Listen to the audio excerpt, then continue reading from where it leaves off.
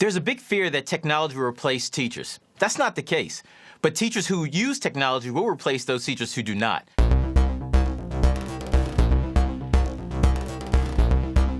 My name is Dallas Dance. I am the superintendent of Baltimore County Public Schools, which is in Baltimore County, Maryland.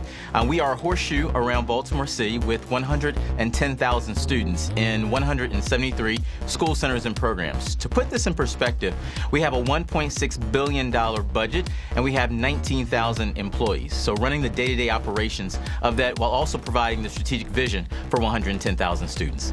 Most of the nation's classrooms have about 30 students in them. How can a teacher personalize and customize an instructional program for kids unless you leverage technology? In Baltimore County Public Schools, we have a 5-year journey to go one-to-one in grades K-12 to where every single kid would have a device.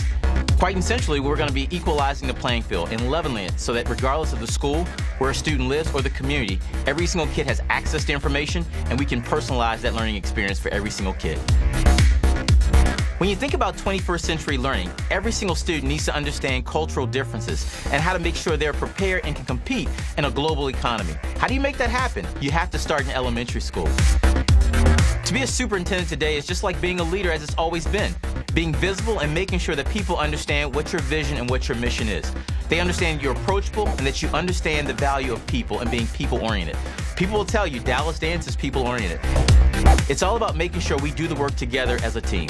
So I always tell people leadership is about balancing oneself, making sure that you have a work balance but also a personal balance as well.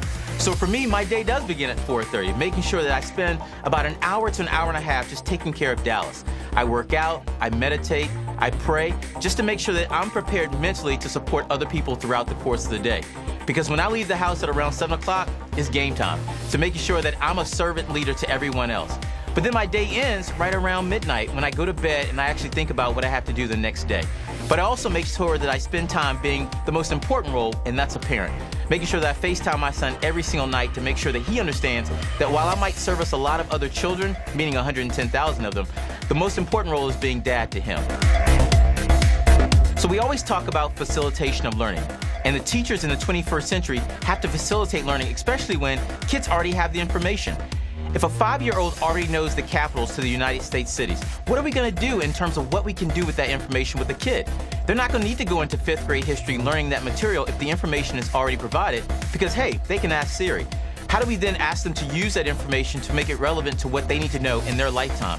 So the teachers who can facilitate learning in small groups that actually allow students to take ownership of the classroom, to where you can walk in a classroom and you may not even know where the teacher is because students are taking ownership and they're so engaged. That's the classrooms of the 21st century. Those are the classrooms of tomorrow.